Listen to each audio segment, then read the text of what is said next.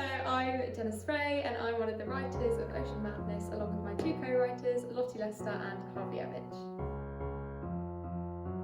Ocean Madness follows the story of the captain's wife of the cruise liner The Ocean Madness, and herself, along with her husband and her child Ellis, have been sailing on ships for about 14 years, and as you can imagine, live a slightly different lifestyle to the average person. Their son has grown up on cruise ships their entire life, and one day when an inspector walks on board and the arrival of some new, quite crazy guests mixes things up a little bit, and they very quickly realise that things probably aren't going to stay the same as they are, and a lot of secrets get unravelled, and they have to muddle their way through and find out how they want to carry on with these new revelations, I guess.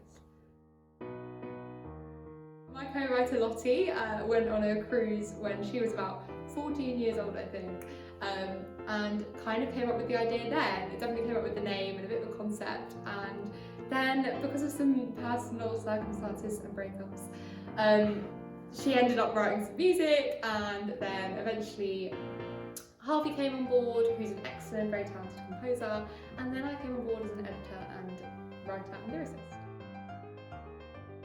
I came onto the project in May of 2020, so right in the middle of that first lockdown, and it was quite interesting. It obviously was a way to occupy myself at the time. It was definitely a lockdown project when people were picking up like knitting or colouring or whatever, baking. I helped them write the musical and had a look at the concept, and we workshopped it a bit and carried on working through. And actually, I think we've had 2 days together in the same room where we've been working on the project. So we've done the whole thing virtually, and it just kind of works. Ocean Madness has ended up in Oxford because the lovely producer that you've got is from down our neck of the woods and went to a school down there, an all-boys school, that used to bring in girls every year for their musicals.